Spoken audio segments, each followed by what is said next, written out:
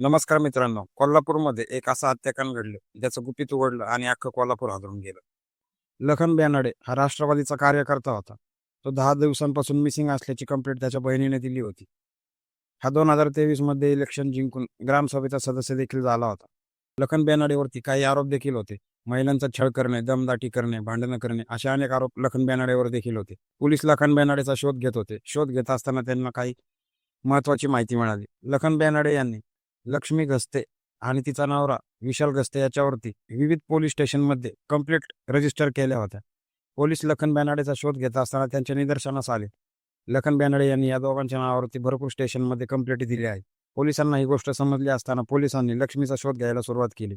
पोलिसांनी लक्ष्मी गस्ते यांना ताब्यात घेऊन चौकशीला सुरुवात केली. चौकशीमध्ये काही धक्कादायक खुलासे समोर आले. लक्ष्मी गस्तेचा नवरा विशाल गस्ते हा तुरुंगातून काही दिवसांपूर्वी सुटला होता. तो एका गुन्ह्यामध्ये जेलमध्ये होता. विशाल गस्ते जेलमध्ये असताना लक्ष्मी गस्ते मदतीसाठी बचत गटातून काही रक्कम मिळते का यासाठी ती लखन बेनाडेकडे गेली होती.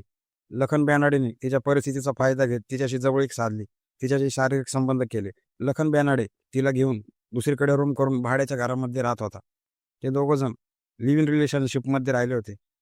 काही वाहिन्यांचा दावा आहे की या दोघांचं लग्न देखील झालं होतं. लखन बेनाडेने लक्ष्मी गस्तेचे काही व्हिडिओ क्लिप्स देखील काढल्या होत्या.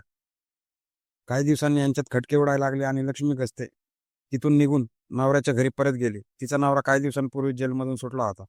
लक्ष्मण बेनाडे तरीही तिला फोन करत असायचा. तिला वापस बोलवण्यासाठी तो तिला फोनवर मेसेज वगैरे करायचा आणि त्रास देत होता. याच मानसिक त्रासाला कंटाळून लक्ष्मी आणि तिच्या नवऱ्याने याचा काटा काढायचं ठरवलं. लखन बेनाडे यांच्या विरुद्ध रील देखील बनवत होता. रीलमध्ये या महिलेने याला फसवलं आहे, याच्याकडून पैसे घेऊन गेले आहे, परत येण्यासाठी पैसे मागते, ती परत वापस येण्यासाठी 3 लाख रुपये मागते, असे रीलमध्ये दावे करायचा. चौकामध्ये लखन आणि लक्ष्मीची भेट झाली. तो लक्ष्मीला वापस बोलवत होता, पण ती म्हटली, मी तुझ्यासोबत येणार नाही. तिने विरोध केला. लक्ष्मण बेनाडेंनी तिला व्हिडिओ व्हायरल करायची धमकी दिली आणि तो तिथून निघून गेला. लक्ष्मी गस्तेने तिच्या नवऱ्याला तिथं बोलून घेतलं.